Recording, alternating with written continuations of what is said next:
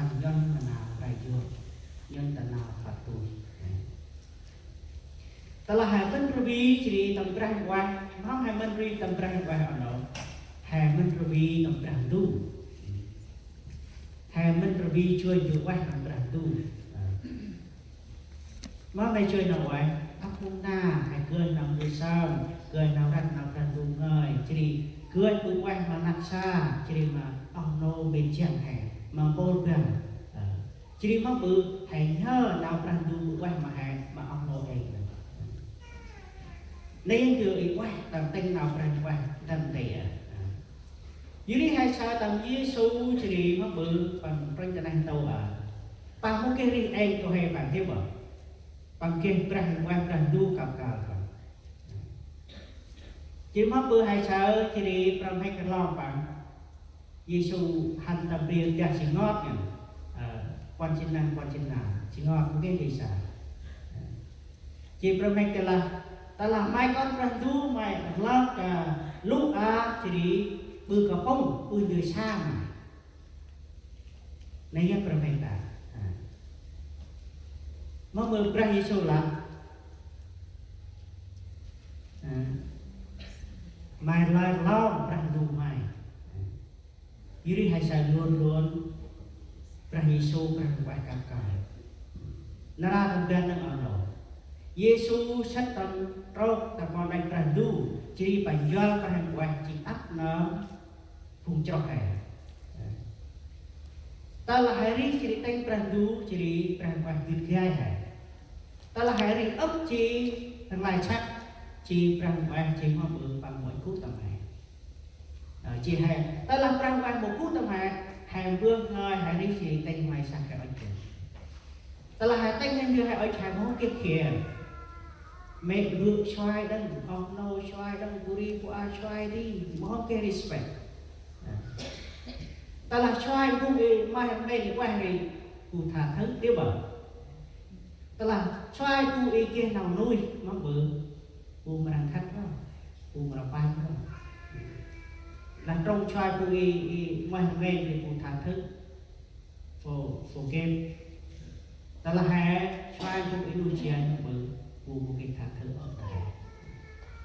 dưới nào đi hai thì thằng gần là cái bồn ở nhà thì ăn hai cái Prah quay Prah tu hari ôn mà Yori yang lai sắc hai mua thuê tụi mát mà Prah tu bằng luôn kia nào mình hè everyday bằng change một cái tổng biệt everyday bằng kinh nào mình hè Yori hai cánh chỉ đi Prah quay chỉ đi control hai bất gai hai ta là hai vương ngoài tây nó bự Prah quay tây mông bằng cách hai giờ này mù ti còn này ngày giờ này mù ti đó là hai chuyện làm buổi sáng mai buổi sáng còn đó là hai mù quê quân rực cung hai quê quê quân rực cung chỉ hai mù kia quân rực cung nó bự hai nó gần là cả bát thấy trong mình thiếu cả bát thì đó là hai mù kia quân rực cung bằng kia nào cả bát đó là hai mù kia nào buổi sáng bự bằng kia nào cả bát tầm này dưới luôn hai cánh Prah quan Prah du chỉ bật gai ta là hai cái Prah du bật gai tầm 10 năm hai bằng kia nào bình an peace bằng kia peace in your heart and mind bằng kia nào đặt bằng mong từ hai kiếp nào này hai kiếp Prah du tầm này ta là 10 năm hai bằng kia đặt bằng chỉ năm mình hai kia đặt bằng là này hai em kia Prah chỉ bật gai này dưới tầm hè bằng luôn rồi vì đưa nè tàu ở bắc lời mất đưa hè vì từ này tàu ở do hè rít nông cụ cao si đấy bảo nông cụ cao si chỉ hè tăng cao si để phải tia chỉ quay trên mức bự phải nho và co và khăn dưới nào đi hè một cái chúa rằng tôi là một cái cả cư cả lẻ ở căn rì ở căn nằm rì hay là có thời gian tham gian nam mà rì rồi ấp nằm hai beri mudi ke kare hai beri itu tu yang lau yuri hari tu yang lau nam anak ber hai cuy Prah-du hai pun tam Prah-du ciri ba hai ke kita nauri kita tương lai hai nauri hao ro tam Prah-du dok kita ban này yang Prah-du ai tay hai มันđưa hai chưa tận này tàu ở mà bự hai bộ kích là hai bộ kích ở ta tiếp đó là hai chủ tâm mà năng tàu ở mà bự chỉ hai bộ đi sang trần tu hai bộ đi sang bọn này trần tu bọn này trần tu còn là hay là rap chứ mà cùng chọn đó là hai vi ấp tận nào này sát tận năng tàu ở hai bộ đi trần tu bọn này trần tu nếu như ta ai coi mình các chim cùng chọn tiền tâm bên anh hàng minh ruby tập ra qua hàng cúc ngao năm minh hai anh hàng chi trần tu chỉ anh trần tu bên kia này yuri ta làm một kết rồi anh trần tu bên kia này nuôi năm hai anh tiếng thà rằng chết không đau hàng bằng năm thầm tiếng mất đầu năm tiếng cả trần tu tôi kể cứ chỉ nuôi năm hai lúc chỉ kể kêu quay cái nó trần tu được con đi mungkin người năm này con đi mungkin trong rang du để kinh lại nếu hai sai đang liên quan anh chị thay nhân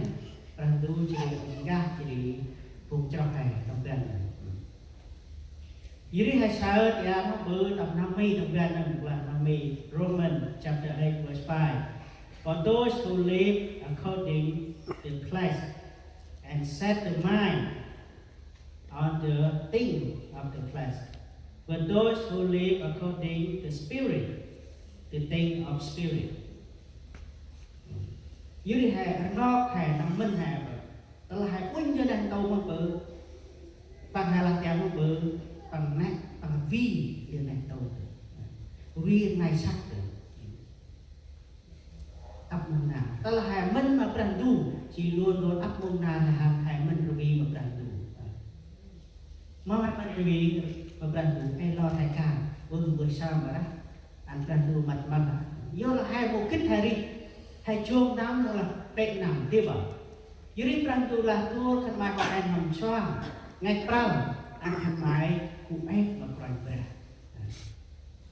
ta là hai cũng ép mà bền bền mà bự ta làm bền đủ sọc hay sách mà bọn này bền đủ ta là hai cũng ngay mà bền đủ mà bự hai mà đi rất là bọn này bền đủ dưới bền đủ ở trái chỉ áp mông nào mungkin Pak Ocha là các cái chi mà tìm chuyện rồi ra các cái nào tát mà một nô khai mungkin nào tát nô khai ngay chắc chắn này cần tụi Ocha chui rồi ra cụ ép mà rồi ra ấp mông nào dưới hai sao ấp con của mình là bằng trò trộn năm chỉ mong bự bằng lẻ nhà ớt hành ra con cả tha mười sao cả tha hành là phần năm lúc chơi nằm đấy cả nét chi là phải chắc từ để ra uống năm cây này có bự mua làm hay tức là mua làm đi vừa đi mà lại sắc rồi vừa bự về để lại sắc rồi năm cây ri bước ngoài cũng ta năm cây ri đặt bòi đi đó năm cây ri có hai cũng ta năm cây ri đặt bòi đi đó vừa làm lại sắc còn đòi hỏi dưới hai chai ta làm bên này ấp cái này sắc bằng chuối chi câu tưởng hay là chi câu tưởng lagi berat celek yo lagi berat celek ke buồn còn này lagi berat quăng vô con em ấp prak cái tâm này của mùa hạ hay sao con muốn đi hè không được bạch nắp bạch trời thì nghe cực nó bự yo là ngày sát với tiền dưới đây hai sao cả là hai mình vì mà ngày sát hay đi sao còn này berat dù là cái này thì rõ ràng hay là trong đầu bàn tay mình chạy trình vào ra trong đầu vàng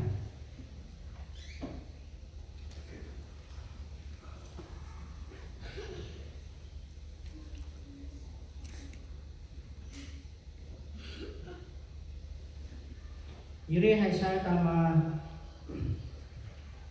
rung chất Matthew chương 6 câu 25 là tiền.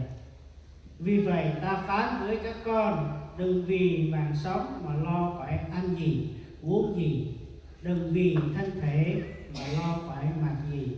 Mạng sống không quý trọng hơn thức ăn sao? Thân thể không quý trọng hơn quần áo sao? Dưới đây hai sao Prantu ya pra Giêsu đi làm mà ông mòn và lại ông mòn và tinh còn làm tinh Giêsu rằng dù kính chỉ là ông mòn bằng chỉ còn làm tinh Giêsu vì tinh Giêsu dùng kinh như chung xa mô dùng kinh từ đặt nghe mô dùng cái ao trong mô vì hay là vì ấp đây rồi tinh Giêsu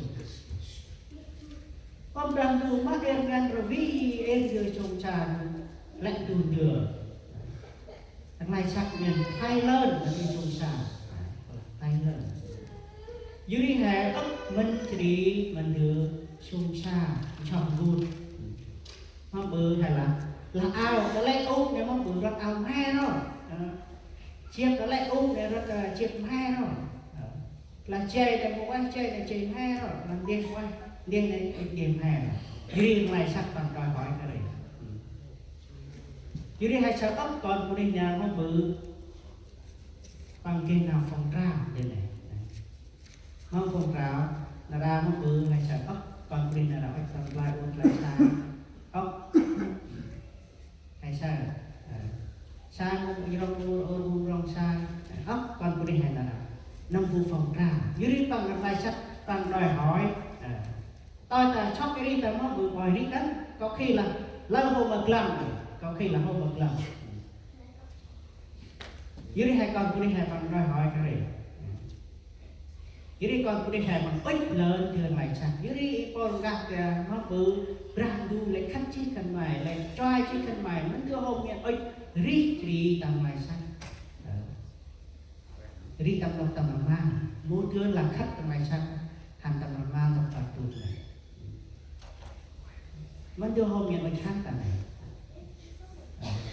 dưới hai là hai là kích thích răng đu hay là nét răng đu hay quay răng đu hay kim nào tầm ba răng đu hay kim nào rồi